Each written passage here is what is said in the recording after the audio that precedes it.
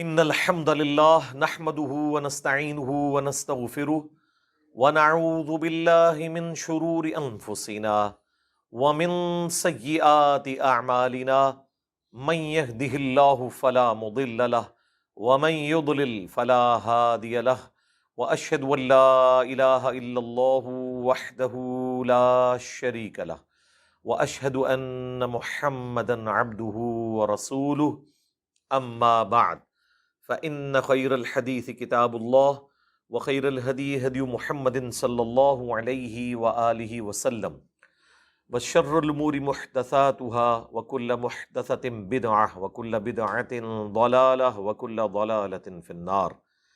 أعوذ بالله السميع العليم من الشيطان الرجيم من همزه ونفخه ونفثه. بسم الله الرحمن الرحيم. رب اشرح لي صدري ويسر لي امري واحلل عقدة من لساني يفقهوا قولي. بسم الله الرحمن الرحيم. ان الله وملائكته يصلون على النبي يا ايها الذين آمنوا صلوا عليه وسلموا تسليما. اللهم صل على محمد وعلى آل محمد كما صليت على ابراهيم وعلى آل ابراهيم انك حميد مجيد. اللهم بارك على محمد وعلى آل محمد كما باركت على إبراهيم وعلى آل إبراهيم إنك حميد مجيد. اللهم ربنا آتنا في الدنيا حسنة وفي الآخرة حسنة وقنا عذاب النار. ربنا آتنا من لدنك رحمة وهيئ لنا من أمرنا رشدا. لا الہ الا انت سبحانک انی کنت من الظالمین. حسبنا اللہ ونعم الوکیل. یا حی یا قیوم برحمتک استغیث ولا حول ولا قوة الا باللہ العلی العظیم. آمین. الحمدللہ آج 3 جولائی 2022 کو سنڈے کے دن قرآن کلاس نمبر 124 میں ہم سورۃ الاعراف کی آیت نمبر 157 سے آنورڈ سٹارٹ لیں گے. 157 نمبر آیت سورۃ الاعراف میں چند اہم ترین بلکہ قرآن حکیم میں اہم ترین آیات میں سے ایک آیت ہے. اعوذ باللہ من الشیطان الرجیم. بسم اللہ الرحمن الرحیم.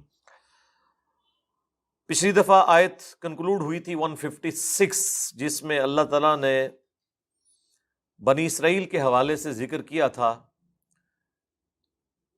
کہ میری رحمت جو ہے وہ سب کو گھیرے ہوئے ہے، خواہ کافر ہوں یا مسلمان ہوں، لیکن یہ دنیا کی زندگی تک رہی. آخرت تو وہ خالصتاً اہل ایمان کے لیے ہے. اب اہل ایمان کی نشانیاں بیان ہو رہی ہیں. چونکہ یہودیوں سے خطاب ہے تو نبی علیہ السلام پر ایمان لانے کی انہیں دعوت دی جا رہی ہے. الذین یتبعون الرسول النبی الامی. یہ وہ اہل ایمان ہیں جو کہ پیروی کرتے ہیں اس نبی امی کی. اب یہ جو امی ورڈ ہے نا قرآن حکیم میں، سورہ الشورى کے اندر مکے کو ام القریٰ کہا گیا ہے، بستیوں کی ماں یا سینٹر. عرب میں ایک سینٹرل مقام تھا اسے. ویسے تو اب جو ورلڈ کا نقشہ ہے اس میں بھی آلموسٹ مکہ سینٹر میں آ رہا ہے. عرب میں وہ سینٹرل مقام تھا، اسی لیے قرآن میں سورہ شورى میں اسے کہا گیا ام القریٰ. اور نبی علیہ السلام کے ریفرنس سے بیان ہوا کہ آپ کو ہم نے ڈر سنانے والا پیغمبر بنا کر بھیجا ہے ام القریٰ اور اس کے ارد گرد کے لوگوں کے لیے. اسپیسیفکلی تو ام القریٰ اور اس کے ارد گرد سے مراد اہل عرب ہیں. یہ آپ کی بعثت خاصہ تو ظاہر ہے عربیوں کے لیے، اسی لیے دھمکی بھی عربیوں کو تھی اس حوالے سے آلموسٹ 23 سال کے بعد کہ یا تو ایمان قبول کرو ادروائز جزیرہ نما عرب چھوڑ کے چلے جاؤ، ورنہ تم پر عذاب استیصال صحابہ کی تلواروں کی شکل میں نازل ہوگا. ام القریٰ میں نبی علیہ السلام کو اللہ تعالیٰ نے مبعوث کیا، بستیوں کی ماں مکہ.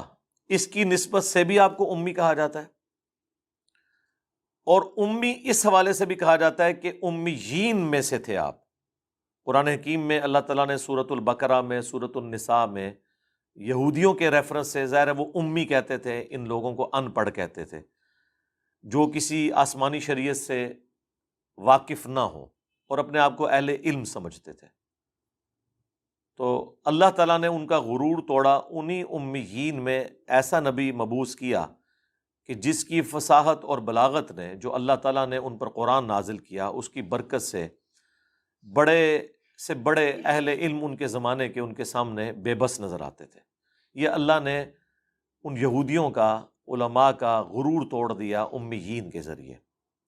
تو اس اعتبار سے نبی الاسلام امیین میں مبعوث ہوئے کہ آپ دنیا میں کسی انسان سے پڑھے ہوئے نہیں تھے، اور اس اعتبار سے بھی کہ اللہ کے نبی کا یہ معجزہ تھا کہ آپ لکھنا پڑھنا نہیں جانتے تھے۔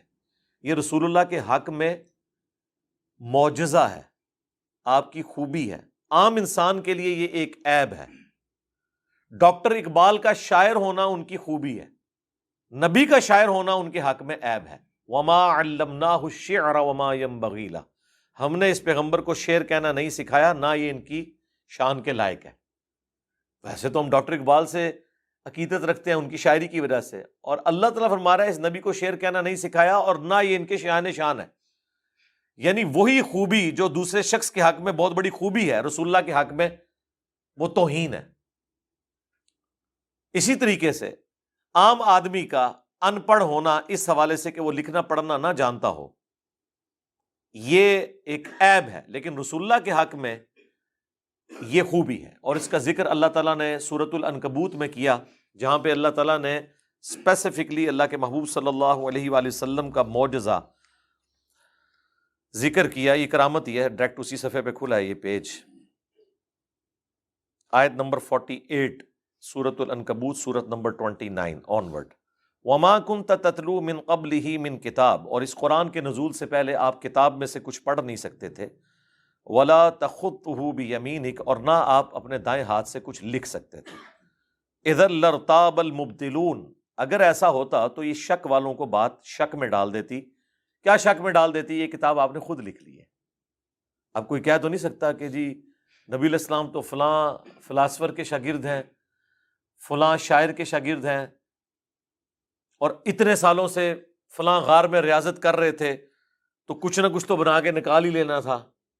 ایسا بھی نہیں ہوا، آپ تو چند دنوں کے لیے غار ہرا گئے جب آپ کی زندگی کا 40واں سال شروع ہوا، اور آپ کی دل میں دنیا سے ایک بے رغبتی بہت زیادہ پیدا ہو گئی، جو بخاری مسلم میں آتا ہے، پھر پہلی وہی آپ پہ نازل ہوئی۔ بل ہوا آیات بینات، بلکہ یہ تو روشن آیات ہیں، فی صدور الذین اوتوا العلم، ان لوگوں کے سینوں میں جنہیں علم دیا گیا۔ وما یجحد بآیاتنا الا الظالمون، اور ہماری آیات سے تو جھگڑا نہیں کرتے مگر جو ظالم لوگ ہیں۔ وقالوا لولا انزل علیہ آیات من ربہ، اور یہ کہتے ہیں کہ تم پر تمہارے رب کی طرف سے کوئی نشانی، معجزہ کیوں نہیں نازل ہوا جس طرح کے اگلے پیغمبروں کو دیے گئے تھے۔ قل انما الآیات عند اللہ، اے نبی تم فرماؤ کہ معجزات تو اللہ کے ساتھ خاص ہیں۔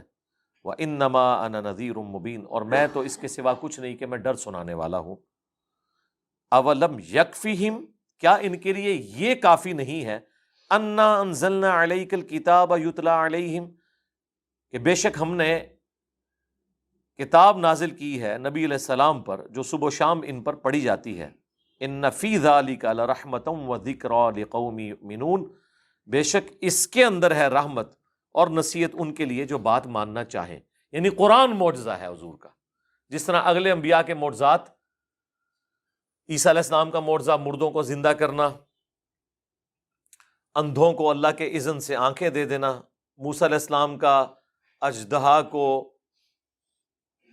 لاٹھی میں اور لاٹھی کو اژدہا کی شکل میں لوگوں کے سامنے ایک معجزے کے طور پر پریزنٹ کرنا، اس طرح کا معجزہ ہمارے نبی کا قرآن ہے، کیونکہ آپ کی نبوت قیامت تک کے لیے، اس لیے آپ کو وہ معجزہ دیا گیا جو قیامت تک رہے۔ اگر نبی الاسلام مردوں کو زندہ کرتے تو آج ہم اس کی ویڈیو دکھا سکتے ہیں؟ نہ کرسچنز دکھا سکتے ہیں، نہ ہم دکھا سکتے ہیں۔ ایمان بالغیب ہی ہے نا، لیکن قرآن پہ ہمارا ایمان بالغیب نہیں ہے، تو ہمارے سامنے موجود ہے۔ اس زمانے میں شاعروں کو فیل کر دیا اس کتاب نے، فلاسفرز کو فیل کر دیا، اور آج جتنے لیٹسٹ سائنٹیفک فیکٹس اس کتاب کے اندر جو اسٹیبلش سائنس نے انڈورس کر دی ہیں، یہ اس بات کی دلیل ہے کہ یہ کتاب اس ہستی کی طرف سے ہے جو اس کائنات کا کریٹر ہے، یہ اس کا کلام ہے، اور یہ کائنات اس کا فعل ہے، اور کریٹر کے قول اور فعل میں تضاد نہیں ہے، یہ اس کا قول ہے، کائنات اس کا فعل ہے۔ تو یہ نبی علیہ السلام کا زندہ معجزہ، انا نحن نزلنا الذکر وانا لہ لحافظون، اور یہی وجہ ہے کہ اللہ تعالیٰ نے اسے محفوظ بھی کر دیا۔ بے شک ہم ہی نے اس کتاب الذکر یاد دہانی کو نازل کیا، اور ہم ہی اس کی حفاظت کرنے والے ہیں۔ اس کتاب کو محفوظ کرنے کی وجہ ہی ختم نبوت تھی کہ آپ کے بعد کوئی پیغمبر نہیں آئے گا۔ اگلے انبیاء کی تعلیمات جب بدل جاتی تھیں تو ایک پیغمبر آ جاتا تھا جو ان غلطیوں کی ریمیڈی کرتا تھا۔ ہمارے نبی کے کیس میں کوئی پیغمبر نہیں آنا تھا، اس لیے اللہ نے یہ سمجھ لیں پیغمبر کا خلیفہ ہے دنیا پہ، بلکہ اس سے بڑھ کر یہ اللہ کا خلیفہ ہے۔ یہ وہ جو مولا علی کا قول ہے کہ جب میری خواہش ہوتی ہے کہ اللہ مجھ سے باتیں کرے تو میں قرآن پڑھتا ہوں، اور لگتا ہے قرآن 1 to 1 ڈسکشن ہے، کیونکہ سرکمسٹانسز کے اوپر نازل ہوئی ہے، یہ سلیبس کی طرح نہیں ہے، لائیو کمنٹریز آئی ہیں نبی علیہ السلام کی مبارک زندگی میں حالات و واقعات کے اوپر۔ تو جب مجھے خواہش ہوتی ہے کہ میں اللہ مجھ سے باتیں کرے تو میں قرآن پڑھتا ہوں، جب میری خواہش ہوتی ہے کہ میں اللہ سے باتیں کروں تو میں نماز پڑھتا ہوں۔ یہ بڑی پرفیکٹ بات مولا علی علیہ السلام کی طرف منسوب ہے، یقیناً یہ کسی چھوٹے بندے کی بات نہیں ہے، یہ بڑے بندے کی بات ہے۔ تو یہ امی لفظ کے اعتبار سے میں نے ڈسکشن کی۔ میری ایک یوٹیوب پہ ویڈیو بھی ہے رسول اللہ کی ہینڈ رائٹنگ صلی اللہ علیہ وآلہ وسلم۔ بعض لوگ اس کو عیب کے طور پر پیش کرتے ہیں، خصوصاً اہل تشیع اور بریلوی حضرات کے، نبی علیہ السلام کا امی ہونا۔ آپ جو کہتے ہیں ان پڑھ جو کہہ رہا ہوتا ہے اس سے مراد جاہل نہیں کہہ رہا ہوتا، ان پڑھ سے مراد وہ یہ کہہ رہا ہوتا ہے کہ دنیا میں کسی سے نہیں پڑھے ہوئے، اور یہ ان کے لیے معجزہ ہے، نمبر 1۔ نمبر 2، نبی علیہ السلام کو اللہ نے پڑھایا ہے۔ الرحمن علم القرآن، خلق الانسان علمہ البیان۔ اس رحمان جس نے بولنے کی صفت دی ہے انسانوں کو، اسی نے قرآن کا علم بھی رسول اللہ کو دیا اور سکھایا۔ اس اعتبار سے امی اور ان پڑھ کہا جاتا ہے کہ دنیا میں کسی سے نہیں پڑھے ہوئے۔ دوسرا، ان پڑھ اس اعتبار سے کہا جاتا ہے کہ آپ کے حق میں اس طرح کا لکھنا پڑھنا توہین ہے۔ وہ میں نے قرآن کی آیات پیش کر دی سورۃ العنکبوت کی۔ اب بھی کسی کا وہم ہے تو وہ اپنے دماغ کا علاج کروائے اگر اسے توہین سمجھتا ہے۔ نبی علیہ السلام جو وحی کو انڈورس کرتے تھے، وہ لکھی ہوئی وحی پڑھ کے نہیں کرتے تھے، بلکہ آپ وحی لکھواتے تھے، اور آپ کے قابل اعتماد لوگ وہ وحی لکھتے تھے، پھر آپ کہتے تھے مجھے سناؤ۔ حضور کو تو کریم تھا قرآن۔ سورہ القیامہ میں آیا کہ اس قرآن کو یاد کروانا، آپ کے سینے میں جمع کرنا ہو، اور اس کی تشریح بھی، اس کا بیان بھی ہمارے ذمہ ہے۔ تو نبی علیہ السلام اپنی کریمنگ اور یاداشت سے کہتے تھے کہ یہ یوں نہیں، یہ یوں ہے، اس کو فلاں جگہ رکھ دو۔ اور پھر بخاری میں یہاں تک ہے کہ حضرت جبرائیل علیہ السلام جتنا قرآن نازل ہوا ہوتا تھا اس کا آ کے دورے قرآن حضور کے ساتھ کرتے تھے، رسول اللہ انہیں قرآن سنایا کرتے تھے۔ قرآن کی ترتیب جو ہے یہ اللہ تعالیٰ کی وحی کے ذریعے، لوح محفوظ میں یہی قرآن اسی ترتیب کے ساتھ ہے، لیکن نازل اس ترتیب کے ساتھ نہیں ہوا۔ اب جو ترتیب ہے مصحف کی، یہ وہی ترتیب ہے جو بل ہوا قرآن مجید فی لوح محفوظ، لوح محفوظ کے اندر بھی یہی ترتیب ہے۔ تو نبی علیہ السلام اس طریقے سے پروف ریڈنگ کرتے تھے۔ باقی صحیح بخاری میں ایک حدیث موجود ہے، اسی پہ میرا وہ کلپ تھا، رسول اللہ کی ہینڈ رائٹنگ، کہ جب وہ محمد رسول اللہ کٹوانے کا سہیل ابن عمر نے کہا کہ ہم آپ کو اللہ کا رسول نہیں مانتے، آپ اس معاہدے میں لکھیں محمد بن عبداللہ کا معاہدہ جو ہے عرب کے لوگوں کے ساتھ۔ تو نبی علیہ السلام نے جب حضرت علی سے کہا کہ اسے کاٹ دیں، تو انہوں نے کہا یا رسول اللہ میں تو نہیں کاٹوں گا، احترام میں یہ بات کی کہ میں آپ کا نام کیوں کاٹوں۔ تو اس میں الفاظ ہیں، نبی علیہ السلام نے کہا کہ یہ تحریر مجھے دو، مجھے بتاؤ کہاں لکھا ہوا ہے۔ جب انہوں نے بتایا یہ لکھا ہے، تو نبی علیہ السلام نے اپنے مبارک ہاتھوں سے اس پہ لکیر پھیری، اور آپ نے اپنے ہاتھوں سے لکھا محمد بن عبداللہ۔ اور وہ بخاری کے الفاظ ہے کہ نبی علیہ السلام لکھنے میں ماہر نہیں تھے، یعنی وہ کاپی تو کوئی بھی کر لیتا ہے نا، مطلب نام لکھنا کوئی اتنا مسئلہ، لیکن آپ علیہ السلام کی ہینڈ رائٹنگ فلوئنٹ اور خوبصورت نہیں تھی، کیونکہ آپ لکھنا پڑھنا نہیں جانتے تھے۔ اس کا یہ مطلب نہیں ہے کہ آپ کچھ بات لکھنا چاہتے تو آپ کے ہاتھ ہی رک جائیں وہاں پہ، ایسا تو نہیں ہوگا۔ یعنی اگر آپ کوشش کریں تو کوئی چیز لکھی ہوئی ہے تو اس کو کاپی تو آپ کر سکتے ہیں نا، لیکن اگر آپ کو لکھنا پڑھنا نہ آتا ہو دنیاوی اعتبار سے تو پھر آپ کی ہینڈ رائٹنگ واضح نہیں ہوگی۔ تو وہ نبی علیہ السلام نے خود اس کو لکھا۔ اس میں نے کہا تھا کہ یہ نبی علیہ السلام کے حق میں جو لوگ عیب کے طور پہ سے بیان کرتے ہیں وہ شرم کریں، اس میں بھی موجود ہے کہ آپ ماہر نہیں تھے لکھنے میں۔ تو یہ اللہ تعالیٰ کی طرف سے ایک معجزہ تھا کہ اللہ تعالیٰ نے اللہ کے محبوب صلی اللہ علیہ وآلہ وسلم کو امی بنا کے بھیجا، اور یہ آپ کا امی ہونا اگلی الہامی کتابوں میں آپ کی خوبی کے طور پر بیان ہوا ہے۔ امی لفظ کے اعتبار سے جو یعنی اتنا بڑا ہنگامہ کھڑا کرتے ہیں، یہ بالکل فضول ہے۔ یہ مطلب خام خواہ یہ کہنا اور پھر دھکے سے ثابت کرنا کہ نہیں یہ تو بڑا عیب ہے اور آپ لوگ نبی کو ان پڑھ کہتے ہیں، یار کس نے کہہ دیا؟ وہ ان پڑھ جاہل کے معنوں میں نہیں ہے جو آپ جو حلا لے رہے ہوتے ہیں، بلکہ تو قرآن میں لکھا ہوا ہے آپ کی خوبی۔ تو اگلی الہامی کتابوں کے اندر رسول اللہ کی یہ خوبی لکھی ہوئی تھی کہ آپ امی ہو گے، یعنی آپ امیین میں آئیں گے، ایسے لوگوں میں کہ جو لکھنا پڑھنا نہیں جانتے ہوں گے، اور پڑھے لکھے لوگ ان کے سامنے گونگے ہو جائیں گے۔ یہ آپ کا معجزہ ہے۔ اس لیے میں کہتا ہوں کہ رسول اللہ اگر صلی اللہ علیہ وآلہ وسلم اس زمانے میں یونان میں پیدا ہوتے تو کوئی کمال نہ لوگ سمجھتے کہ یونان میں تو اتنے بڑے بڑے فلاسفر اس زمانے میں پیدا ہو رہے تھے۔ ان عرب کے بدوؤں کے اندر، امیین کے اندر پیدا ہونا ایک ایسی ہستی کا جو آخری پیغمبر ہے، یہ بہت بڑی آپ کی ایک معجزانہ خوبی ہے جو اگلی کتابوں میں موجود تھی۔ اور نبی علیہ السلام کی یہ خوبی اگلی کتابوں میں یہاں تک تھی کہ اگلی کتابیں سلیبس کی فارم میں انبیاء کو دی جاتی تھی۔ جیسے قرآن میں ہم نے پچھلی کلاس میں پڑھا نا کہ سورۃ الاعراف کے اندر ہی کہ کوہ طور پہ اللہ تعالیٰ نے تختیوں کی شکل میں تورات حوالے کی تھی ایک سلیبس کی فارم میں، لیکن قرآن تو اس طرح نہیں ہے۔ قرآن تو حالات و واقعات کے اوپر نازل ہوا ہے۔ اگر غزوہ بدر ہے تو سورۃ الانفال میں ذکر ہے، غزوہ خندق ہے اس کی کمنٹری سورۃ الاحزاب میں آئی ہے، سورہ آل عمران کے اندر غزوہ احد کے بعد کے حالات آئے ہیں اور پورا وہ جو اس غزوے میں غلطی ہوئی تھی وہ ہائی لائٹ ہوئیں، سورہ توبہ کے اندر غزوہ تبوک کا ذکر ہے۔ تو حالات و واقعات یعنی اللہ اور بندوں کا ایک ریلیشن شپ رہا۔ اسی لیے تورات کے اندر اس وقت بھی گاسپل آف جان آپ اٹھا کے دیکھیں، ڈیوٹرانومی اٹھا کے دیکھیں، آیات موجود ہیں کہ آخری پیغمبر کی نشانی یہ بیان کی گئی کہ اللہ تعالیٰ اس کے منہ میں اپنا کلام ڈالے گا۔ اب یہ ان کے لیے بڑی حیران کن بات تھی کہ کلام جو ہے وہ ان کے منہ سے نکل رہا ہے ان کے سینے پہ نازل کر کے، کیونکہ ان پیغمبروں کے اوپر اس طرح کلام نازل نہیں ہوا تھا، ان کو سلیبس کی شکل میں دیا گیا تھا۔ تو یہ آپ کی خوبی تھی۔ اسی لیے اللہ تعالیٰ نے یہاں پہ جب جیوز اور کرسچنز کو نبی علیہ السلام کے حوالے سے دعوت دی ہے کہ آپ پر ایمان لایا جائے، تو آپ کی اسی خوبی کا ذکر کیا ہے جو ان کو پتا تھا۔ اب ویسے یہ ضد میں آگے کہ بنی اسرائیل میں پیغمبر کیوں نہیں آیا، تو انہیں بھی پتا تھا کہ وہ امیین میں آئے گا۔ تو بنی اسرائیل تو امیین نہیں تھے، وہ تو اپنے آپ کو اہل علم شمار کرتے تھے، اہل کتاب انہیں کہا گیا، وہ کہتے تھے ہم کتاب کے وارث ہیں۔ تو یہ اللہ تعالیٰ نے یہاں پر اسپیشلی اس لیے ذکر کیا الذین یتبعون الرسول النبی الامی۔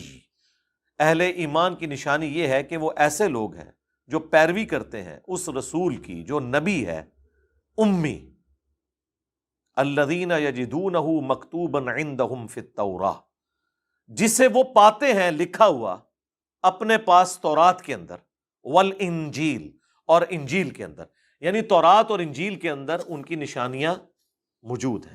میں نے قرآن کی جو شروع کی 6 کلاسز ریکارڈ کروائی ہیں تعارف میں، اس میں نے باقاعدہ ڈیوٹرانومی سے کتاب الاستثناء چیپٹر جو اولڈ ٹیسٹمنٹ کا ہے، اور نیو ٹیسٹمنٹ کا جو چیپٹر ہے گاسپل آف جان، یوحنا کی انجیل میں چیپٹر نمبر 18 کے حوالے سے نبی علیہ السلام کی یہ ساری پریڈکشنز بیان کی ہیں، حضرت موسیٰ علیہ السلام اور عیسیٰ علیہ السلام کے ریفرنس سے۔ جو آج بھی جو آپ کی اس وقت بھی جو بائبل مل رہی ہے نا، کنگ جیمز ورژن، جو اردو میں Anarkali society, Bible society Anarkali Lahore سے، وہ فری بھی بھجوا دیتے ہیں، اس کا PDF بھی نیٹ پہ رکھا ہے، ہم نے کئی ایک ویڈیوز میں اسے شو بھی کروایا، اس میں بھی یہ ساری چیزیں موجود ہیں۔ یأمرہم بالمعروف، یہ حکم دیتے ہیں انہیں نیکی کے کاموں کا، وینہاہم عن المنکر، اور منع کرتے ہیں برائی کے کاموں سے، وَيُحِلُّ لَهُمُ الطَّيِّبَاتِ، اور حلال کرتے ہیں پاکیزہ چیزیں ان کے اوپر، یعنی جو اللہ تعالیٰ نے چیزیں حلال کی ہیں وہ بتاتے ہیں، یعنی جو انہوں نے خود ساختہ شریعت کے اندر کچھ چیزیں اپنے اوپر حرام کر دی تھیں تو وہ آ کے بتاتے ہیں کہ بھئی اونٹ کا گوشت حرام نہیں ہے، یہ حلال ہے۔ وَيُحَرِّمُ عَلَيْهِمُ الْخَبَائِثَ، اور حرام کرتے ہیں یہ پیغمبر ان پر ناپاک اور خبیث چیزیں، جو کوئی ٹوٹی پھوٹی شریعت چل رہی تھی مشرکین عرب میں، اور اس میں جو خامیاں تھیں اب وہ اس کی ریمیڈی کرتے ہیں۔ ظاہر ہے وہ دین ابراہیمی کی ٹوٹی ہوئی ایک شکل تھی نا، حضرت ابراہیم علیہ السلام کو ایز اے پیغمبر تو نہیں، لیکن وہ اپنے ایک جد امجد کے طور پہ تو مانتے تھے، اور یہود و نصارہ تو ویسے ہی ان کو پیغمبر بھی مانتے تھے۔ وَيَضَعُ عَنْهُمْ إِصْرَهُمْ، اور وہ نبی اتارتے ہیں ان سے ان کا بوجھ، وَالْأَغْلَالَ الَّتِي كَانَتْ عَلَيْهِمْ، اور وہ زنجیریں جن میں وہ جکڑے ہوئے ہیں۔ اب یہ جو اخلاقی برائیاں تھیں، عورتوں کو پاؤں کی جوتی سمجھا جاتا تھا، توہمات کے اندر گھرے ہوئے تھے، عجیب و غریب رسم و رواج تھے ان کے اندر، جانوروں کے اعتبار سے سورۃ الانعام میں جو کہ یہ والا جانور جو ہے مرد کے لیے حلال ہے، یہ جو ہے وہ عورت کے لیے حرام ہے، اور وہ جو عجیب و غریب شریعت کی انہوں نے ایک حلیہ بگاڑا ہوا تھا اور اپنے آپ کو مشکل میں ڈالا ہوا تھا، وہ تمام ان سے بوجھ اتارتے ہیں، اور ان کی گردنوں میں جو توق ہے، سب سے بڑا توق غلامی کا، انسان کے آگے جھک رہا ہے، اپنے ہاتھوں سے تراشے ہوئے بتوں کے آگے جھک رہا ہے، اس سے بڑی کون سی زنجیر ہوگی؟ یہ ساری وہ توڑتے ہیں۔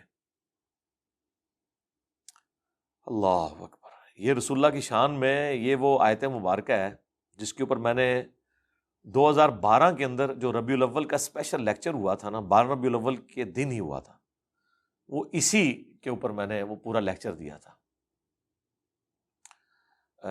مسئلہ نمبر 62 کے عنوان سے ہے، وہ کمال آیت ہے۔ اب یہ سب کچھ تعارف کروانے کے بعد اللہ تعالیٰ نے اب ذمہ داری بتائی ہے ان لوگوں کی اسی آیت کے اندر جو رسول اللہ پر ایمان لائیں گے۔ اب یہ بڑی سمجھ لیں تکلیف دہ چیز ہے ایک مسلمان کے حق میں اگر وہ یہ تمام شرائط پوری نہیں کر رہا۔ فالذین آمنوا، پس جو لوگ ایمان لائے اس نبی پر، ہمارا تو دین و ایمان بس یہیں پہ ختم ہو جاتا ہے عام مسلمانوں کا، لیکن اللہ تعالیٰ یہاں پہ بات ختم نہیں کر رہا۔ اب سنتے جائیں کہ ذمہ داریاں کیا ہیں۔ فالذین آمنوا بہ، بس جو لوگ ایمان لائے اس نبی پر، وعزروہ، اور ان کی عزت کی، تعظیم کی، اور صرف تعظیم نہیں کرنی، ونصروہ، اور ان کی مدد بھی کرنی ہے۔ یہ مدد وہ نہیں ہے کہ ہم نبی کے مشکل کشا بن گئے، نہیں، یہ تو یہی کہتے ہیں نا جو حضرت عیسیٰ نے کہا من انصاری اللہ قال الحواریون نحن انصار اللہ، یہ ہمارے علماء لوگوں کو سکھا رہے ہوتے ہیں غیر اللہ سے مدد مانگنے کے لیے۔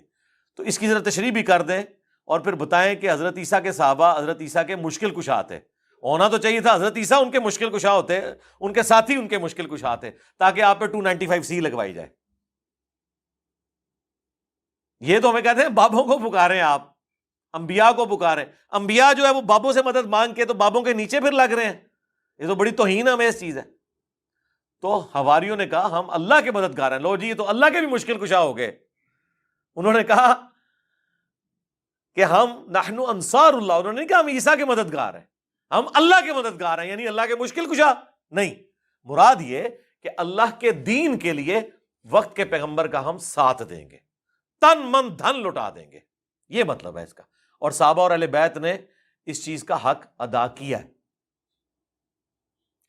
اور مدد کی ان کی، اور صرف دین میں مدد نہیں کرنی، یہ نہ ہو کہ تقریریں کرتے رہیں اور آپ تبلیغیں کرتے رہیں اور خود جو ہے وہ یعنی دنیا جو ہے وہ ابو جہل والی گزاریں اور لوگوں کو جو ہے وہ رسول اللہ کی طرف بلاتے رہیں اور آخرت آپ امید کریں کہ آپ کو صحابہ اور اہل بیت والی نصیب ہو جائے، ایسے نہیں ہوگا۔ وَاتَّبَعُوا النُّورَ الَّذِي أُنزِلَ مَعَهُ، اور پیروی کی اس نور کی جو اتارا گیا ان کے ساتھ، یعنی قرآن۔ اولئک هم المفلحون، یہی لوگ وہ ہوں گے جو آخرت میں کامیاب ہوں گے۔ کتنی کڑی شرط لگا دی ہے۔ اسی پہ میں کہتا ہوں نا کہ دودھ پینے والے مجنون ہی چاہیے اللہ کو۔ غلامی رسول میں موت بھی قبول ہے، حرمت رسول پر جان بھی قربان ہے، لیکن اللہ تعالیٰ کیا کہہ رہا ہے کہ صرف یہ نعرہ بازی نہیں چلے گی۔ فالذین آمنوا بہ، پس جو اس نبی پر ایمان لائے، وعزروہ، اور ان کی عزت کی۔ عزت یہ نہیں ہے کہ یا رسول اللہ آپ کے لیے جان بھی قربان ہے اور آپ کی جوتی مبارک کا نقش جو ہے وہ میں یہاں پہ لگا لوں گا۔ عزت یہ ہے کہ دنیا کا بڑے سے بڑا انسان ایک طرف کھڑا ہو اور رسول اللہ کا فرمان دوسری طرف ہو تو آپ نے کسی کی پرواہ نہیں کرنی، ان کو اس عزت پہ رکھنا ہے۔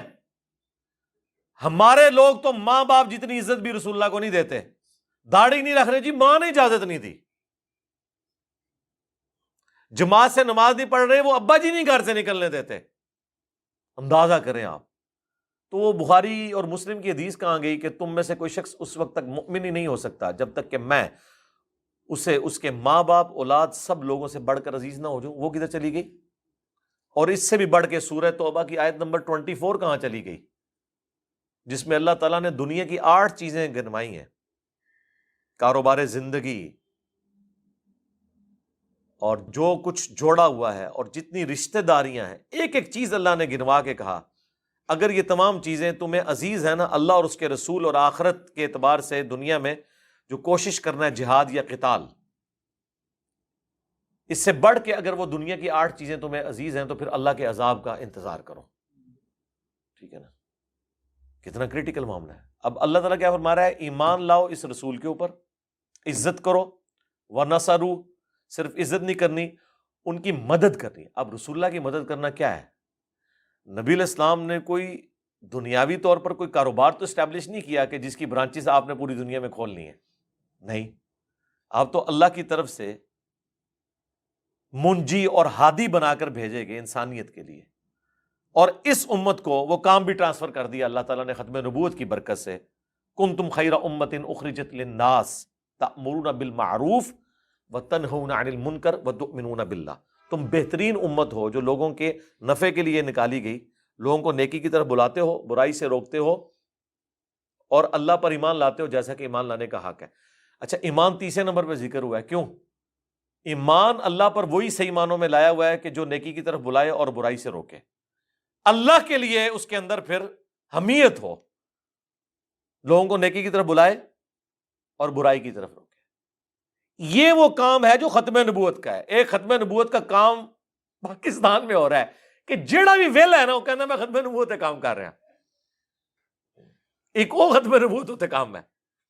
آپ دیکھ لیں جتنے بھی لوگ ہیں، اور ناصر مدنی صاحب کی پھینٹی لگائی نا ایک پنڈی کے پیر صاحب نے، اینڈ پہ جب صلح ہوئی تو ان کا ہم مل کے انشاءاللہ ختم نبوت پہ کام کریں گے۔ یعنی جیڑا بھی ویلا بندہ ہے وہ کہنا میں ختم نبوت پہ کام کر رہا ہوں۔ ختم نبوت پہ کام کیا ہے میں آپ کو بتاتا ہوں۔ ختم نبوت پہ یہ کام ہے کہ 2-4 پوسٹیں بنا دیں آپ قادیانیوں کے خلاف، یہ ان کے نزدیک ختم نبوت ہے۔ ہمارے نزدیک ختم نبوت یہ ہے کہ قادیانی جن کی شیطانی اولاد ہیں، یعنی چشتی رسول اللہ اور اشرفی تھانوی رسول اللہ، ان کا بھی رد کریں اور ان کا بھی رد کریں، اور جو انہوں نے وسوسے دیے ختم نبوت کے خلاف ان کو آپ ایڈریس کریں۔ یہ ختم نبوت کے اوپر کام ہے، اور رسول اللہ کی ختم نبوت کی برکت سے جو دین کا کام آپ کو ٹرانسفر ہوا ہے وہ آپ نے آگے لے کے جانا ہے۔ کافروں تک تبلیغ کرنی ہے وہ الگ سے، مسلمانوں کو الگ سے تبلیغ کرنی ہے۔ یہ ختم نبوت یہ سمجھ رہے ہیں کہ اپنے بابوں کی آپ نے تبلیغ کرنی ہے، یا آپ کچھ بھی نہیں کر رہے تو آپ یہ تو کہہ سکتے ہیں میں ختم نبوت پہ کام کر رہا ہوں۔ اس کی وجہ یہ ہے کہ ختم نبوت پہ کام پاکستان، انڈیا، بنگلہ دیش کے اندر یہ ہے کہ زندگی میں کبھی نہ کبھی میں نے کہا ہوگا کہ قادیانی کافر ہیں، بس میں نے اب ختم نبوت کا حق ادا کر لیا۔ ختم نبوت کا حق اس دن ادا ہوگا جب آپ چشتی رسول اللہ اور اشرف علی رسول اللہ ان پارٹیوں کو بھی سمجھائیں گے کہ ختم نبوت ایک فرقے کا، ایک گروہ کا ایک سکول آف تھاٹ کا رد کرنا نہیں ہے، بلکہ ہر اس بندے کا رد ہے جس نے بھی ختم نبوت کے اوپر ڈاکہ مارا ہوا ہے، ٹھیک ہے؟ تو یہ تو اب انہوں نے یعنی ختم نبوت کے کام کو مذاق بنا دیا ہوا ہے، کوئی کچھ نہ کر رہا ہو ختم نبوت پہ کام کر رہا ہے، یہ کون سی ختم نبوت کے اوپر کام ہو رہا ہے؟ اللہ تعالیٰ فرما رہا ہے ختم نبوت پہ کام یہ ہے کہ رسول اللہ کی عزت کرنی ہے، وَنَصَرُوا اور ان کی مدد کرنی ہے، وَاتَّبَعُوا النُّورَ الَّذِي أُنزِلَ مَعَهُ اور پیروی کرنی ہے اس نور کی، قرآن کی جو ان کے ساتھ نازل ہوا۔ یہ تو سب سے مشکل کام ہے ختم نبوت کے حوالے سے کہ قرآن کی پیروی کرنی ہے۔ کیوں؟ یہاں کا مولوی کہتا ہے قرآن حدیث ڈائریکٹ نہ پڑھنا گمراہ ہو جاؤ گے، یہی کہتے ہیں نا، اور کہتے تو ٹھیک ہی ہیں، ان کی نظر میں تو گمراہ ہو بھی جاتے ہیں۔ سورۃ الاعراف کی ہم نے آیات کور کی ہے نا کہ جب کسی کا گیئر الٹا لگ جائے اسے ہدایت کا راستہ گمراہی کا راستہ نظر آتا ہے، گمراہی کا راستہ ہدایت کا راستہ نظر آتا ہے، اس لیے وہ منع کرتے ہیں۔ تو قرآن کی پیروی کرنی ہے۔ اولئک ھم المفلحون، ایسے ہی لوگ پھر وہ ہوں گے جو لوگ کامیاب ہونے والے ہیں اللہ کی نظر میں۔ اللہم اجعلنا منہم مع النبیین والصدیقین والشہداء والصالحین، آمین۔ قل یا ایہا الناس، اے نبی تم فرما دو پوری انسانیت سے، اے لوگو، وما ارسلناک الا کافۃ للناس بشیرا ونذیرا، اے نبی ہم نے آپ کو نہیں بھیجا مگر پوری انسانیت کے لیے ڈر سنانے والا اور خوشخبری سنانے والا۔ بخاری مسلم کی حدیث ہے کہ مجھے اللہ نے 5 ایسی خوبیاں دی ہیں جو مجھ سے پہلے کسی پیغمبر کو نہیں دی۔ ان میں سے ایک یہ ہے کہ اگلے انبیاء کسی قوم اور قبیلے کی طرف آتے تھے اور مجھے اللہ نے پوری انسانیت کی طرف بھیجا، اور اسی وجہ سے ختم نبوت بھی کر دی کہ آپ پوری انسانیت کی طرف آپ پیغمبر ہیں صلی اللہ علیہ وآلہ وسلم۔ اے نبی تم فرما دو، اے لوگو، انی رسول اللہ الیکم جمیعا، بے شک میں اللہ کا رسول ہوں تم سب کے سب لوگوں کی طرف، اور اس میں جنات بھی شامل ہیں۔ الذی لہ ملک السماوات والارض، اور دیکھنا میں اس کی طرف سے پیغمبر ہوں، اس ہستی کی طرف سے کہ آسمانوں اور زمین کی ساری بادشاہی اسی کے لیے، یعنی جس نے اس کائنات کو کریٹ کیا میں اس کا ریپریزنٹیٹو بن کے آیا ہوں اس پلانٹ ارتھ کے اوپر۔ یہ نہیں ہے کہ اس کریٹر نے یہ کائنات بنا کے چھوڑ دی ہے اور اپنا تعارف ہی نہیں کروایا۔ ویسے تو ہر چیز ہی اللہ کا تعارف کروا رہی ہے، ہر چیز کی پرفیکشن بتا رہی ہے کہ مجھے کسی نے ڈیزائن کیا ہے، لیکن پھر بھی اللہ نے نور علی نور کے تحت پیغمبر بھی بھیج دیے، ان کے ساتھ کتابیں بھیج دی کہ کوئی بالکل ہی موٹے دماغ کا بندہ ہے اسے بھی بات سمجھ آ جائے۔ لا الہ الا ہو، نہیں ہے کوئی معبود سوائے اس کے، یحیی و یمیت، وہی زندہ کرتا ہے وہی مارتا ہے۔ فآمنوا باللہ ورسولہ، پس ایمان لاؤ اللہ اور اس کے رسول کے اوپر، النبی الامی، جو نبی امی ہے۔ اب یہ امی کے اوپر جو میں بولا ہوں نا آدھا گھنٹہ، آپ کو پتہ چل گیا یہ امی لفظ امپورٹنٹ کتنا ہے۔ یہودیوں کے لیے یہ بہت امپورٹنٹ تھا، انہیں یہ جیلسی نہیں جا رہی تھی کہ امیین میں رسول کیوں آ گیا، تو اللہ نے کہا کہ تمہاری کتابوں میں جب موجود تھا کہ وہ امیین میں آئے گا تو اس بات کے اوپر تم نے ضد کیوں لگا لی ہے۔ ویسے ہی یہ نبی علیہ السلام بنی اسرائیل میں آتے نا تب بھی انہوں نے نہیں ماننا تھا، کیونکہ وہ یہودی جو اس پوسٹ کے اوپر بیٹھے ہوئے تھے انہوں نے اپنے قلعے چھوڑنے تھے، انہوں نے کہنا تھا جی ہماری کتاب میں تو لکھا ہوا ہے کہ یہ امیین میں سے پیغمبر آئے گا، تم کہہ رہے ہو میں بنی اسرائیل میں سے ہوں۔ ہاں دل بے ایمان تے حجتاں ٹھیر، دل بے ایمانی پہ اترا ہونا تو دلیلیں بہت ساری بندہ ڈیوائز کر لیتا ہے۔ تحویل قبلہ کے کانٹیکسٹ میں بھی سورۃ البقرہ میں آیا نا کہ جو ہم نے تحویل قبلہ کی ہے نا تو اسی لیے کی ہے تاکہ ان کے منہ بند کیے جائیں، کیونکہ انہیں یہ پتا تھا کہ جو آخری پیغمبر ہے وہ قبلہ کو دوبارہ سے کعبہ کی طرف کر دے گا یروشلم کی بجائے۔ اب جن نبی علیہ السلام نے 17 مہینے تک، بخاری مسلم میں آتا ہے اور قرآن میں بھی سورۃ البقرہ میں ذکر موجود ہے، دوسرے پارے کا آغاز ہی سَيَقُولُ السُّفَهَاءُ، ان قریب بے وقوف لوگ کہیں گے کہ کس نے قبلہ چینج کر دیا۔ پہلے تو وہ بڑے خوش تھے، اوپر سے خوش تھے کہ رسول اللہ بھی ہمارے قبلے کی طرف رخ کر کے نماز پڑھ رہے ہیں۔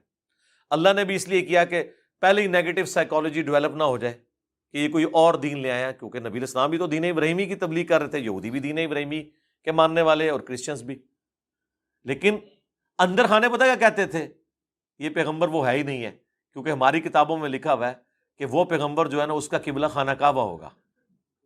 دیکھا، ایک ٹکٹ میں دو مزے۔ اچھا، اللہ تعالیٰ نے تو قبلہ چینج کرنا ہی تھا، کیونکہ جب کتابوں میں لکھا تھا تو قرآن تو اگلی کتابوں کی تصدیق کرنے والی ہے نا، قرآن میں بار بار ہے یہ اگلی کتابوں کی تصدیق کرتی ہے، دو اعتبار سے تصدیق کرتی ہے۔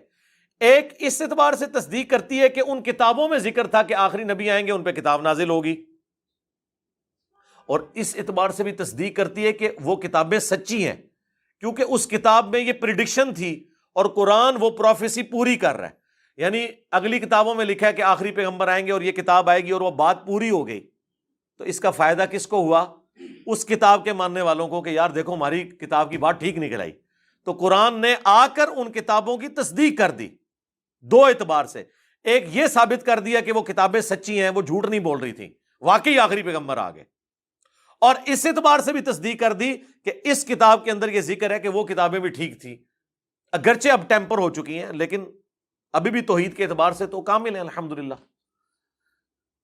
یہ مہیمن ہے ان کے اوپر یہ کتاب، یہ فائنل ٹیسٹمنٹ ہے اولڈ ٹیسٹمنٹ اور نیو ٹیسٹمنٹ کے بعد۔ اندر خانے یہ باتیں کرتے تھے، تو اللہ تعالیٰ نے فرمایا کہ ہم نے تمہارا قبلہ اس لیے چینج کیا تاکہ اہل کتاب کو تمہارے خلاف کوئی حجت نہ ملے، لیکن حجت تو پھر مل گئی جب قبلہ چینج ہوا۔ ان کا دیکھو اس نے تو قبلہ ہی چینج کر دیا۔ اس کا جواب پھر اللہ نے کیا کہا کہ بے وقوف لوگ ہیں۔ اللہ نے فرمایا بس اس کا کوئی اینڈ نہیں ہونا، ایک مسئلہ حل کریں گے دوسرا نکال لیں گے، تو کہیں تو رکنا ہے نا۔ دیکھ لیں اللہ بھی سمجھا رہا ہو نا بات، اس میں بھی لوگ کیڑے نکالتے ہیں۔ ایک بات کی تو دوسرا کیڑا نکالا کہ یہ وہ پیغمبر ہوتا تو ابراہیمی قبلے کی طرف ہوتا۔ جب وہ قبلہ چینج ہو گیا پھر کہنا شروع کر دیا کہ یہ کیا ہوا، قبلے چینج کر دیے انہوں نے۔ یہ خود کہتا ہے میں دین ابراہیمی کے اوپر ہوں، میں عیسیٰ موسیٰ کو مانتا ہوں، تو موسیٰ عیسیٰ تو اسی قبلے کی طرف نماز پڑھتے تھے، ہم ان کے ٹرو جو ہیں وہ کسٹوڈین ہیں۔ تو اس کا جواب پھر اللہ نے کہا کہ ان کے حال پہ چھوڑ دو، نہ انہوں نے تمہارے قبلے کی پیروی کرنی ہے اور نہ تم نے ان کی بات ماننی ہے۔ اینڈ رزلٹ یہ ہے، اور یہی بات آپ کو بھی ہم سمجھاتے ہیں کہ ہمارا کام صرف قرآن و سنت سے دلائل دینا ہے۔ اب اس میں سے کوئی کیڑے نکالے تو اس کا تو کوئی اینڈ نہیں ہے، تو اللہ نے بھی کہا کہ چھاڑ دو۔ اللہ نے کہا یہ بے وقوف لوگ ہیں۔ سورۃ الفرقان میں آیا وَإِذَا خَاطَبَهُمُ الْجَاهِلُونَ قَالُوا سَلَامًا، ان جاہلوں سے کبھی واسطہ پڑے تو کہو بھائی سلام متارکت سے، جاؤ جان چھوڑو یار، ٹھیک ہے جدھر لگے وہ لگے رہو، ہمارا کام تو وَمَا عَلَيْنَا إِلَّا الْبَلَاغُ تھا۔ پس ایمان لاؤ اللہ اور اس کے رسول پر جو کہ النبی الامی ہے، جو امی نبی ہے، الذی یؤمن باللہ وکلماتہ، جو خود ایمان لایا اللہ پر، اس کے کلام پر یعنی قرآن پر، واتبعوہ، اور تم پیروی کرو اس کی یعنی قرآن کی اور رسول اللہ کی، لعلکم تہتدون، تاکہ تم ہدایت یافتہ ہو جاؤ۔ اللہم اہدنا فی من ہدیت، آمین۔ اب یہ دیکھیں 2 آیات تھیں، آلموسٹ میرے 45 منٹس لگ گئے ان 2 آیات کے اوپر، کیونکہ متقاضی تھی کہ اس کے اوپر تفصیلی گفتگو کی جاتی۔ وَمِن قَوْمِ موسیٰ، اور موسیٰ علیہ السلام کی قوم میں اُمَّتٌ یہدون بالحق، ایسا گروہ بھی ہے جو حق بات کرتا ہے، حق کی طرف رہنمائی کرتا ہے، لیکن بہت تھوڑے لوگ۔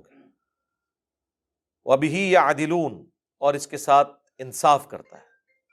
اب اس طرح کے جو چند ایک لوگ تھے انہوں نے اسلام قبول بھی کر لیا۔ جیوز میں تو بہت کم تھے، نصارہ میں تھے ایسے لوگ جنہوں نے نبی الاسلام کو پہچان لیا، ایون آپ کی بعثت سے پہلے پہچان لیا، اعلان نبوت سے پہلے۔ ورقہ ابن نوفل کے بارے میں بخاری مسلم میں آتا ہے، جو پہلی وہی نازل ہوئی تھی، وہ عیسائی تھے، انہوں نے کہا یہ تو وہی کلام ہے جو موسیٰ علیہ السلام پر نازل ہوا۔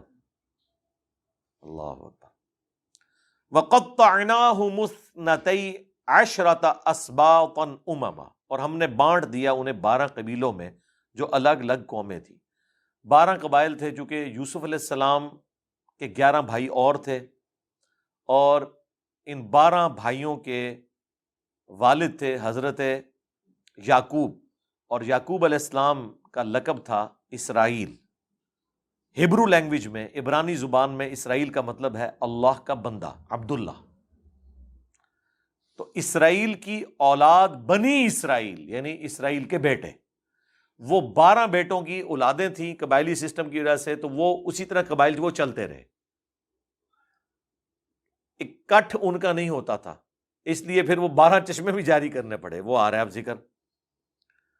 اب وہ بٹے ہوئے تھے 12 قبائل میں۔ وَأَوْحَيْنَا إِلَىٰ مُوسَىٰ، تو ہم نے موسیٰ کی طرف وحی کی، اِذِ اسْتَسْقَاهُ قَوْمُهُ أَنِ اضْرِب بِّعَصَاكَ الْحَجَرَ، کہ آپ کی قوم کے لیے خاص آپ کو یہ وحی کی جا رہی ہے کہ آپ اپنے عصا کو پتھر پر ماریں۔ فَانْبَجَسَتْ مِنْهُ اثْنَتَا عَشَرَةَ عَيْنًا، تو پھوٹ نکلیں گے اس میں سے 12 چشمے۔ پانی پہ بھی وہ لڑتے تھے، تو ٹھیک ہے، پھر بہتر یہ ہے کہ ہر قبیلے کا اپنا اپنا چشمہ ہو جائے۔ تو اللہ کی قدرت، قَدْ عَلِمَ كُلُّ أُنَاسٍ مَشْرَبَهُمْ، جان لیا ہر گروہ نے اپنا اپنا گھاٹ۔ اس کا مطلب یہ ہے کہ یہ بھی کوئی مرزانہ طور پہ ہوا ہے، وہ 12 پہ بھی تو لڑ سکتے تھے نا کہ میں اعلیٰ لینا ہے، یہ بھی تو ہو سکتا ہے نا۔ 12 چشمے نکلے، اب یہ تو نہیں ہے کہ ایک ایک ٹافی ہے جو آپ نے سب کو بانٹ دی ہے، وہ ظاہر ہے کوئی کہے گا جی مجھے یہ والا پسند ہے، ایسے تھوڑا سا زیادہ پانی پہ نکلتا ہے۔ تو اللہ تعالیٰ نے یہ بھی مرزانہ طور پہ طے کیا، اللہ نے فرمایا کہ ہر ایک نے پہچان لیا کہ اس کا کون کون سا ہے۔ اب یہ اس کی تفصیل نہیں پتا، واللہ عالم کس طریقے سے اللہ تعالیٰ نے ان پہ یہ حق واضح کیا ہوگا کہ یہ والا جو چشمہ ہے یہ اس قبیلے کا ہے، یہ اس کا ہے، یہ اس کا ہے، یہ اس کا ہے۔ وَظَلَّلْنَا عَلَيْهِمُ الْغَمَامَ، اور ہم نے سایہ کر دیا ان پر بادل کا۔ وَأَنزَلْنَا عَلَيْهِمُ الْمَنَّ وَالسَّلْوَىٰ، اور ہم نے اتارا ان پر من اور سلوہ۔ سلوہ ایک سمجھ لیں پرندہ تھا جو جنتی خوراک ان کے لیے، ایک سمجھ لیں ایک غیبی اللہ کی طرف سے آتی تھی، پرندوں کے جھنڈ آتے تھے، وہ خود ہی آ کے بیٹھ جاتے تھے، شکار بھی نہیں ان کو اس طریقے سے کرنے پڑتے تھے، اس سے ان کو پروٹینز مل جاتی تھیں، اور شوگر اللہ نے ایسی ان کو دی کہ رات کے وقت جو ریگستان کے اندر شبنم گرتی تھی وہ صبح موتیوں کی شکل میں وہ چن لیتے تھے، جس طرح آپ کی یہ مٹھائی کی چھوٹی چھوٹی بوندیاں ہوتی ہیں نا، یہ ان کے لیے من تھا، من اور سلوہ، یہ دو، کیونکہ 40 سال تک وہ ریگستان میں بھٹکتے رہے، وہاں اللہ تعالیٰ ان کو یہ سارا کچھ کرتا رہا، اور اللہ تعالیٰ فرما رہا ہے ان پہ سایہ رکھا۔ ریگستان میں تو کوئی سایہ نہیں ہوتا، 6 لاکھ کا لشکر ہے، ٹریول کر رہا ہے، تو ریگستان میں تو وہ کچھ بھی نہیں ان کے پاس، تو اللہ نے مسلسل اتنے سالوں تک ان کے اوپر بادل کا سایہ رکھا، انہیں اس گرمی کی تکلیف سے اس لیول پہ گزرنا نہیں پڑا۔ یہ بھی دیکھیں غیبی طور پہ۔ لیکن پھر بھی آپ دیکھ لیں جب جہاد کی باری آئی ہے تو صرف 2 بندے حضرت موسیٰ کے ساتھ نکلے ہیں، حضرت ہارون اور جوشوا۔ اسی پہ پھر حضرت موسیٰ علیہ السلام نے کہا کہ اے اللہ اس طرح کی جو قوم ہے نا اس کے اور میرے درمیان جدائی ڈال دے۔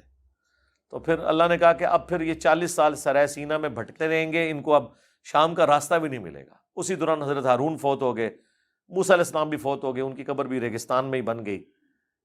پھر آہستہ آہستہ وہاں پہ جو نسل جوان ہوئی وہ ٹف ماحول کے عادی ہوئے،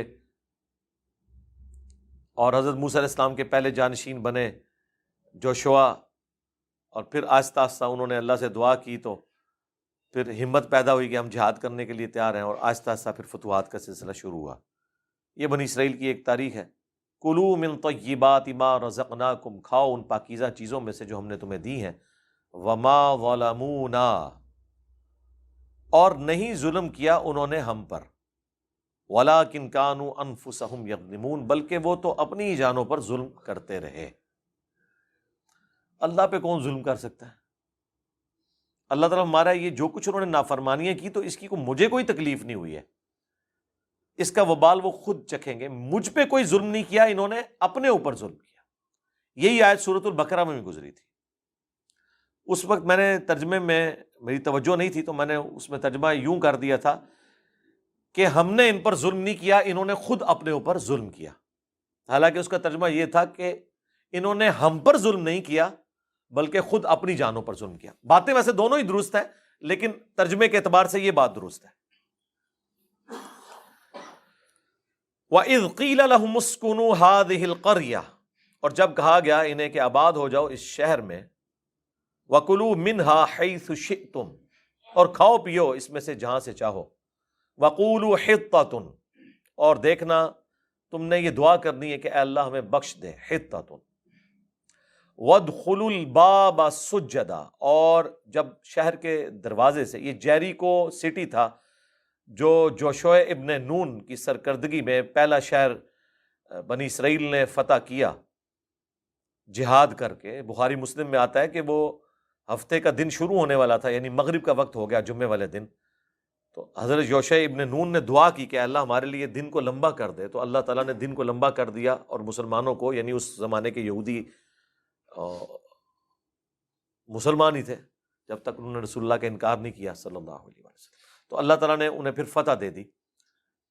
تو اب انہیں یہ کہا گیا کہ اب یہ خوشی کا موقع ہے، تو عاجزی سے داخل ہونا ہے شہر میں، اور جو تم پہلے کارستانیاں تمہارے بزرگ اور تم کرتے رہے ہو نا، اس پہ اللہ سے معافی مانگنی ہے. خوشی کے موقع پہ مسلمان کا ایٹیچیوڈ یہ نہیں ہے کہ وہ یاشی کرے، اس میں عاجزی آنی چاہیے. اور کہا گیا تم نے جب شہر میں داخل ہونا ہے نا، تو یہاں پر تم نے حتتن کہتے ہوئے داخل ہونا ہے. لیکن وہی میں نے آپ کو بتایا، بالکل جس طرح پہاڑوں نے یہ ان کی عادت تھی، انہوں نے یہ لفظ بدل دیا. حنتتن، حنتتن، بالی میں دانا، ہمیں گندم چاہیے، گندم چاہیے، یعنی بات ہی بدل دی. رسول اللہ کے ساتھ بھی کرتے تھے. سمعنا و اطعنا کہا گیا، سنو اور اطاعت اختیار کرو، تو بجائے یہ کہنے کے کہ ہم نے سنا اور اطاعت اختیار کی، سمعنا و اطعنا، وہ کہتے تھے سمعنا و عصینا، سنا اور نافرمانی کی. اب کسی کامل الایمان مومن نے پوچھ لیا کہ بھئی یہ تم کیا کہہ رہے ہو، تو کہیں گے اپنے کانوں کا علاج کراؤ، ہم تو اطعنا کہہ رہے ہیں. وہ یاد ہے کہ زبان مروڑ مروڑ کے اس طرح کی باتیں ہی کرتے ہیں.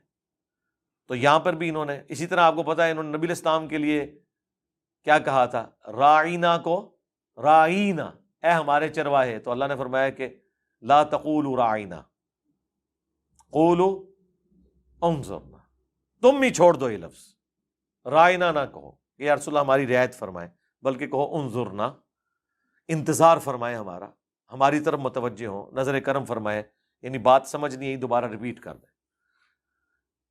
تو یہاں پہ وہ ذکر آ رہا ہے کہ انہیں کہا گیا کہ کہو کہ حتتن، نہیں کہا وادخلوا الباب سجدا، اور جھکتے ہوئے داخل ہونا ہے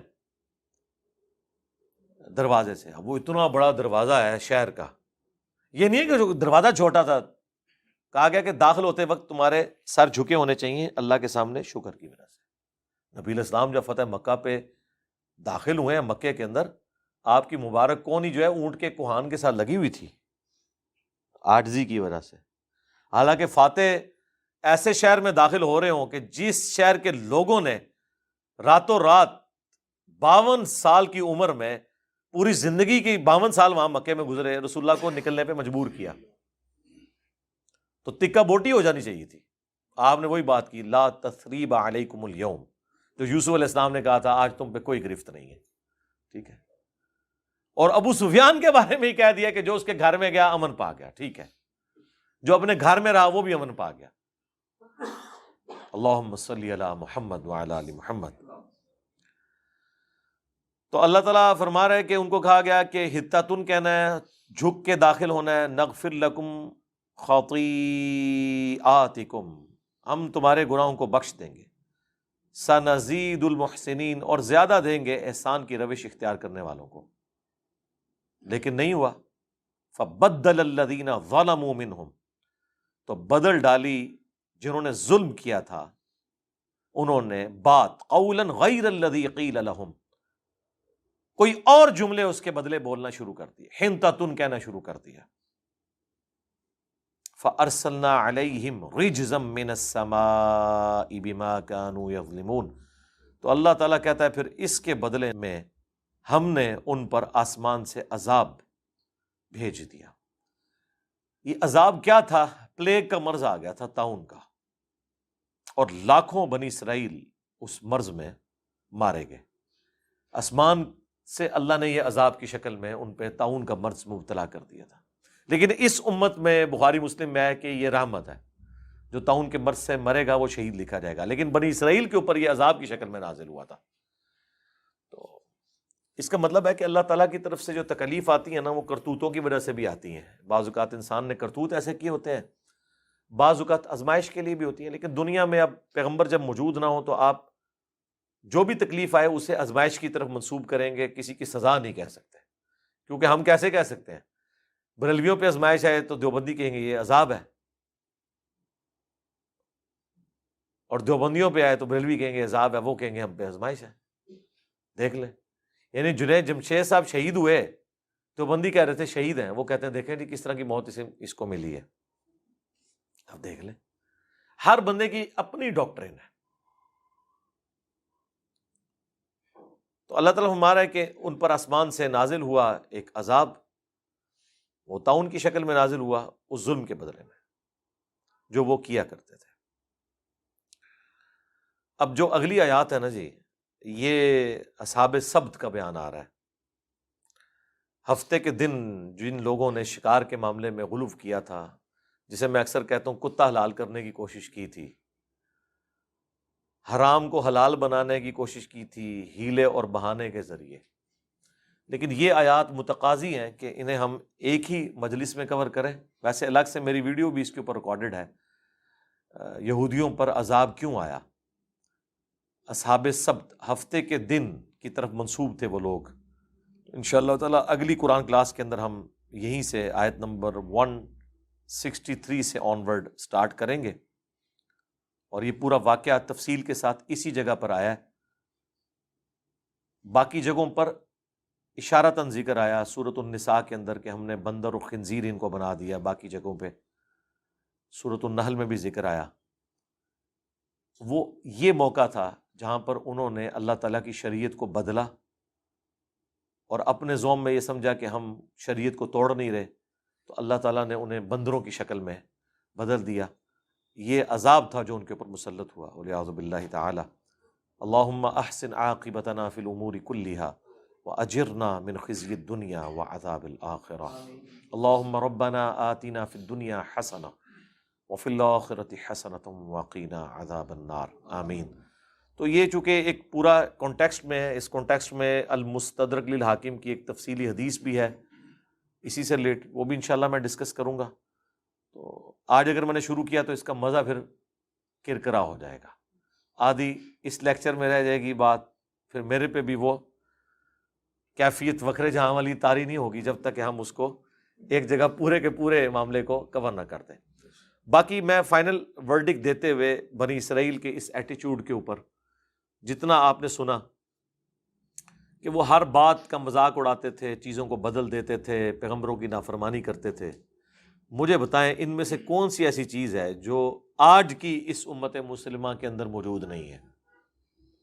انہوں نے بھی دین کو ٹیلر میڈ کر لیا ہوا ہے، یہ بھی دین کو بدل دیتے ہیں، یہ بھی کتاب و سنت کے مقابلے پر اپنے اپنے فرقوں کو لے کے چل رہے ہوتے ہیں، جو چیزیں خود مانے ہوئے ہوتے ہیں اس پہ عمل کرنے کے لیے تیار نہیں ہوتے۔ کون سا فرقہ ہے جو کہتا ہے کہ نماز نہیں پڑھنی چاہیے لیکن پڑھ رہے کتنے ہوتے ہیں؟ کون سا فرقہ کہتا ہے کہ سود حلال ہے لیکن انوالو ہوتے ہیں اس کے اندر؟ کون سا فرقہ کہتا ہے کہ بے حیائی جو ہے یہ کرنا بڑا ثواب کا کام ہے لیکن انوالو ہیں؟ کون سا فرقہ کہتا ہے کہ جھوٹ بولنا یہ ثواب کا کام ہے؟ اس کے لیے بریلوی، دیوبندی، اہل حدیث، شیعہ، سنی کی کوئی تفریق کی ضرورت ہے؟ یہ تمام جتنے بڑے بڑے گناہ میں نے گنوائے ہیں یا بڑے بڑے فرائض جن کی پابندی ایک مسلمان کے لیے ضروری ہے، یہ تو ساری اس فرقہ واریت سے تو ہٹ کے چیزیں ہیں نا جی، یہ تو ہر مسلمان نے کرنی ہے۔ لہٰذا بنی اسرائیل کا جو ذکر ہے قرآن حکیم میں اور سورۃ البقرہ میں ان کا ذکر شروع میں رکھنا بالخصوص، اور پورے قرآن میں جگہ جگہ اس کا ذکر آنا، کبھی آپ کو قرآن پڑھتے ہوئے احساس نہیں ہوتا کہ اللہ تعالیٰ نے کسی موقع پہ بنی اسرائیل کو بلایا ہے، اس لیے کہ آپ کو بتایا جائے کہ جس طرح آپ ایک لاڈلی امت بنے ہوئے ہو نا کہ کچھ بھی ہیں تیرے محبوب کی امت سے ہیں، ایک اس طرح کی اور امت بھی گزر چکی ہے جس میں اللہ تعالیٰ نے 3 کتابیں بھیجی، تورات، زبور اور انجیل۔ اولو العزم پیغمبر ان کے اندر آئے، حضرت عیسیٰ علیہ السلام، موسیٰ علیہ السلام اولو العزم پیغمبروں میں سے، لیکن انہوں نے پیغمبروں سے بغاوت کی، ان کے ساتھ غداری کی، تو اللہ نے ان کے اوپر بھی مسلط کر دیا، وَضُرِبَتْ عَلَيْهِمُ الذِّلَّةُ وَالْمَسْكَنَةُ، ذلت اور مسکنت ان کے لیے بھی مقدر ہوگی۔ اور ان انبیاء اور کتابوں کی نسبت انہیں بچا نہیں سکی اللہ کے عذاب سے۔ تو اس کے اندر یہ لیسن ہے کہ تم بھی یہ خالی نعرے نہ لگاتے رہنا کہ جو کچھ بھی ہے تیرے محبوب کی امت سے ہیں، تمہارے ساتھ بھی یہی کچھ ہوگا، اور وہ ہمیں ہوتا ہوا نظر آ رہا ہے، اور اس سے پہلے بھی کافی عرصے سے مسلمان اس تکلیف سے گزر رہے ہیں۔ اللہ تعالی ہمارے حال زار پر رحم فرمائے اور ہمیں اپنے پیغمبر صلی اللہ علیہ وآلہ وسلم کی تعلیمات پر عمل کرنے کی توفیق عطا فرمائے۔ اللہ تعالیٰ سے دعا ہے جو حق بات میں نے کہی اللہ تعالیٰ ہمارے دلوں میں راسخ فرمائے، اگر جس بات میں میرے منہ سے کوئی غلط بات نکل گئی تو اللہ تعالیٰ ہمارے دلوں سے دھو ڈالے، ہمیں معاف بھی فرما دے، ہمیں کتاب و سنت کی تعلیمات پر عمل کر کے دوسرے بھائیوں تک پہنچانے کی توفیق عطا فرمائے۔ سبحانک اللہم و بحمدک، اشہد ان لا الہ الا انت، استغفرک و اتوب الیک، وما علینا الا البلاغ المبین۔ جزاکم اللہ خیرا۔